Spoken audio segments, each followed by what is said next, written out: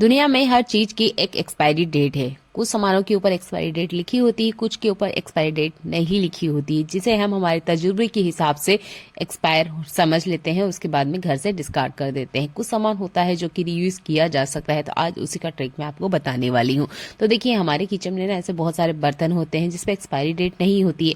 हम हमारे हिसाब से हमें पुराना लगता है, या हमें लगता है कि ये भी खराब हो चुका है। जैसे कि मेरे पास भी एक प्लेट है, मुझे ये हल्की लगती है और ये काफी ज्यादा मोच आ चुकी है, यानी इसमें काफी सारे निशान है, इसलिए मैं इसे यूज नहीं करना चाहती, यानी कि मैं इसे अभी डिस्कार्ड कर रही हूँ। तो मैंने सोचा क्यों ना उससे पहले इसका यूज किया जाए। आपके पास भी इस तरह का कोई प्लेट आता है आपके हाथ में, जो आप किचन से निकाल रहे हैं, आप घर में से उसे बाहर कर रहे हैं, तो एक बार सोचिए कि आप उसका यूज कर सकते हैं। तो इस तरीके से जरूर करके देखिएगा। मैंने इसे सिलेंडर के नीचे रखा है, क्योंकि सिलेंडर जिस भी जगह पे रखा जाता है, आपने देखा है वहां पे बहुत सारे निशान हो जाते हैं जंग के, जिसे क्लीन करना बहुत ज्यादा सिरदर्द हो जाता है। घर में एक सिलेंडर हमेशा एक्स्ट्रा रहता है, तो आप उसके नीचे भी लगा सकते हैं, और जो कंटिन्यू आप यूज कर रहे हैं उस सिलेंडर के भी नीचे इसे लगा सकते हैं। इससे आपका ही बहुत ज्यादा फायदा होने वाला है। ये सिलेंडर आप खुद खिसका सकते हैं बिना किसी की हेल्प के, और आवाज बिल्कुल नहीं आएगी। सिलेंडर के नीचे वाले हिस्से में काफी टाइम कॉकरोच छुपने का भी काम करते हैं, तो वो भी बिल्कुल नहीं होगा। ये कमाल का हैक है, जरूर करके देखिएगा। अगर आप सिलेंडर के नीचे इसे यूज नहीं करना चाहते, तो आपके घर की जो गमले वगैरह हैं, आपने देखा होता है कि उसके कारण भी ना टाइल्स पे दाग आ जाते हैं, तो गमले के नीचे भी आप इन ब्लेड का यूज कर सकते हैं, जिससे पानी उसके अंदर ही रहेगा, और जिस भी टाइल्स वगैरह जहाँ पे भी आपने रखा है गमला, वो जगह बिल्कुल भी गंदी नहीं होगी। तो इस तरह की प्लेट को डिस्कार्ड करने से पहले इन ट्रिकों का यूज करें, आपके बहुत सारे पैसे भी बचेंगे, और ये फेंकने से पहले अच्छे से रीयूज भी हो जाएगी। चलिए बढ़ते हैं आज के अगले यूजफुल हैक के लिए। हमारे घर में ना लाइट से जुड़ी हुई बहुत सारे अप्लायंस होते हैं। मेरे पास भी एक लाइट है, बहुत टाइम से मैं इसे यूज कर रही हूँ, और मैंने इसे आज देखा तो इसके ऊपर ना काफी सारी गंदगी इकट्ठा हो रखी थी। ये एक लाइट का इलेक्ट्रॉनिक सामान है। इसे हम किसी भी तरह के लिक्विड डिटर्जेंट या किसी भी लिक्विड से नहीं क्लीन कर सकते। तो इसे क्लीन करें कैसे, क्योंकि इसकी जो दाग धब्बे होते हैं वो निकलने का नाम नहीं लेते। तो इसको मैं साफ करने का आज आपको तरीका बता रही हूँ, इसे आप जरूर कीजिएगा। ये एक ही बार में क्लीन कर देगा, और इससे आपके इलेक्ट्रॉनिक सामान जो है बिल्कुल खराब नहीं होंगे। किसी भी तरह का इलेक्ट्रॉनिक सामान हो, उस पर ये ट्रिक काम करती है। तो जो भी पुराना टूथब्रश है, आप पहले उससे अच्छे से इसको स्क्रब कर लीजिए, यानी इसके ऊपर जितना भी एक्स्ट्रा डस्ट है जो कि निकाली जा सकती है ब्रश की मदद से, उसे आप निकाल लीजिए।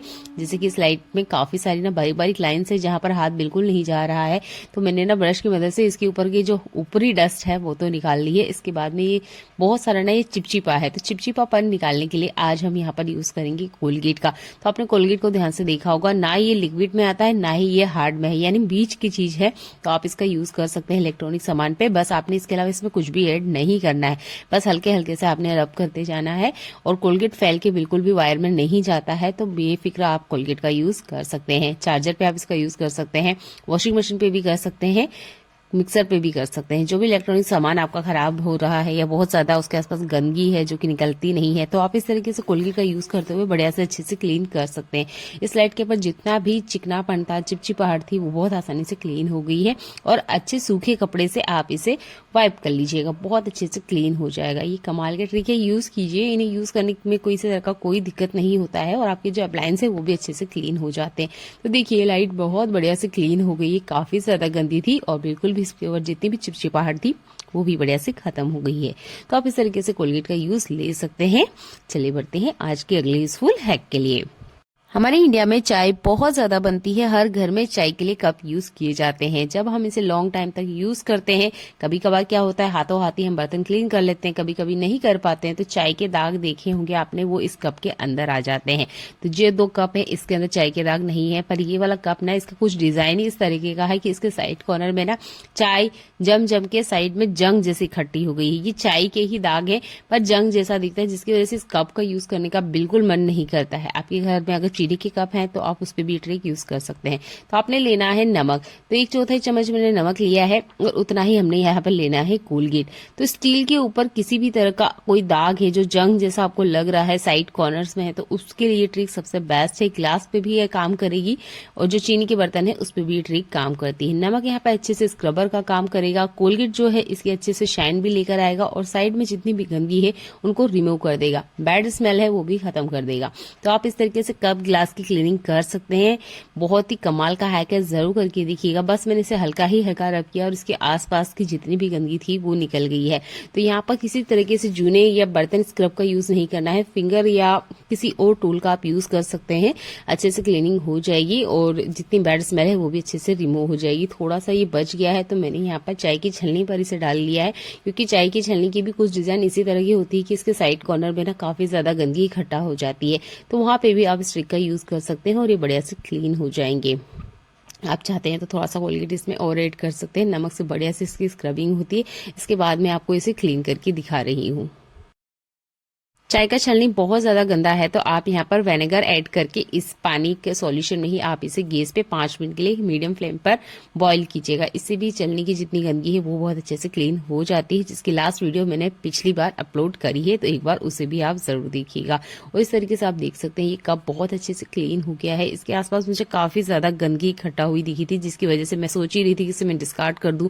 पहले सोचा कि एक बार ये ट्रिक यूज करके देखते हैं, अगर काम करेगी तो इसे हम डिस्कार्ड नहीं करेंगे। तो इस तरह के बर्तन हमारे घर में जरूर होते हैं, तो एक बार इस तरीके से क्लीन करके जरूर देखिए। और मुझे इसकी शाइन पिछले रखे 2 कप से ज्यादा दिख रही थी, क्योंकि इसमें कोलगेट हमने यूज किया है। तो स्टील की जो चमक है उसको लाने के लिए भी आप कोलगेट और नमक का यूज कर सकते हैं। इससे आपके जो स्टील के बर्तन हैं उनकी शाइन वापस आ जाती है, जैसे कि बिल्कुल नए जैसे हैं। बहुत ही कमाल का हैक है, जरूर यूज करके देखिएगा। आपके पैसे और टाइम दोनों ही बचने वाले हैं। घर में छोटे बच्चे हैं तो बिस्किट और कुकीज का बहुत ज्यादा यूज होता है। बच्चे जिद में क्या करते हैं कि पूरा पैकेट खोल देते हैं, जिसकी वजह से इन कुकीज और बिस्किट में मॉइस्चर आ जाता है। तो इसको हम कैसे खत्म करें, या इसमें लगे ही नहीं तो क्या करें? इसके लिए आप यूज कर सकते हैं फॉइल पेपर का। फॉइल पेपर को अच्छे से इसमें कवर कर दीजिए। आप देखेंगे कि कभी भी आपके जो बिस्किट है, कुकीज है, वो मॉइस्चर नहीं पकड़ेंगे। अगर 2 हफ्ते बाद भी इसे खोलेंगे ना तो बिल्कुल ऐसे के ऐसे ही फ्रेश मिलेंगे। आप चाहते हैं चीनी के दाने ऐड कर सकते हैं, उसके बाद भी ना इसमें मॉइस्चर आ जाता है। तो आप यहाँ पर फॉइल पेपर का यूज कीजिएगा। इससे आपकी बिस्किट कभी भी मॉइस्चर नहीं पकड़ेगी। स्पेशली प्रॉब्लम होती है बारिश के सीजन में और विंटर के सीजन में। इस ट्रिक का यूज करते हुए आप अपने बिस्किट की लाइफ लाइन बढ़ा सकते हैं। वीडियो अच्छा लगता है तो वीडियो को लाइक कर दीजिएगा। चैनल पर पहली बार आए तो जरूर सब्सक्राइब कर लीजिएगा। ऐसे यूजफुल वीडियो मैं आपके लिए लेकर आती ही रहती हूँ। अगला यूजफुल हैक भी आपको बहुत ज्यादा पसंद आने वाला है। हम कितना भी सावधानी रखें, उसके बाद भी ना कुछ फैब्रिक या कुछ कपड़ा ऐसा जरूर घर में आ जाता है जिसके ना इस तरीके से रुए निकलते हैं। स्पेशल विंटर सीजन में होता है। कुछ कपड़े ऐसे जरूर होते हैं जिसके इस तरीके से रुए निकलते हैं। हम कितना भी चालाकी दिखा लेना, फिर भी कुछ दिन यूज करने के बाद इस तरीके से हो जाता है। अगर इस तरह का कोई भी कपड़ा है आपके पास तो इसको कैसे क्लीन करें, मैं 2 तरीके आपको बताऊंगी। तो ये है वायरल ट्रिक, जिसमें सेलो टेप को हमने हमारे हाथों में अच्छे से लगाना है। जिस तरफ गम है उसको बाहर रखना है और जिस तरफ गम नहीं होता है उस हिस्से को हमारे हाथों में अच्छे से चिपकाना है। तो 3-4 बार अच्छे से आप इसे लपेट लीजिए। तो ज्यादातर ये जो प्रॉब्लम होती है ये वुलन कपड़ों पे ही होती है। तो आपने इस तरीके से टेप चिपकाने के बाद में जहां पे भी आपको ये रुए नजर आ रहे हैं उसके ऊपर कुछ इस तरीके से लगाना है और खींचते जाना है। जैसे कि हमारे हाथ पैरों की हम वैक्सिंग करवाते हैं ना, हॉट वैक्सिंग या वार्म वैक्सिंग, उसी तरीके से वर्क करेगा। तो मुझे तो ये ट्रिक नहीं काम की दिखी, क्योंकि जब मैं इसे स्वेटर के ऊपर खींच रही थी इसमें से किसी भी तरह का कोई भी रुआ बाहर नहीं आया है। ये ट्रिक काम करती है ब्लैंकेट के लिए और जो जैकेट वगैरह होते हैं उसके लिए ट्रिक काम करती है। आपको अगर ऊन के स्वेटर या ऊन के मफलर के ये जो रुए हैं इनको निकालना है तो यहाँ पर सेलो टेप का यूज नहीं कीजिएगा। जो तरीका मैं आपको बताने वाली हूँ उसको यूज कीजिएगा, तभी इसके ये जो रुए हैं निकल के बाहर आएंगे। मैंने काफी कोशिश करी पर एक भी रुआ इसके ऊपर नहीं आया है, जैसे कि आप देख ही रहे हैं। मैंने काफी खींचा, इसके अंदर किसी भी तरह का कोई भी रुआ नहीं आया है। तो ये ट्रिक बेकार है, इस पे यूज मत कीजिएगा। चले बताती हूँ मैं अगला यूजफुल ट्रिक कि वो कौन सा है जो कि घर में है और इसके लिए भी आपको पैसा बिल्कुल खर्च नहीं करना है। तो इस तरह का रेजर ना हमारे घर में जरूर होता है, तो जो पुराना रेजर है उसका यूज कीजिएगा। शार्प वाला नया रेजर का यूज नहीं कीजिएगा। गलती से अगर कपड़े पे लग गया तो कपड़ा कट सकता है। अगर इस तरह का यूज एंड थ्रो है तो आप बेफिक्र यूज कर सकते हैं। बस आप इसे हल्के हल्के इस तरीके से घुमाइए। आप देखेंगे इसके ऊपर जितने भी रुए हैं, ये जितने भी वो छोटे छोटे से पार्ट निकलते हैं वो सारे के सारे ना बहुत इजी तरीके से बाहर आ जाएंगे।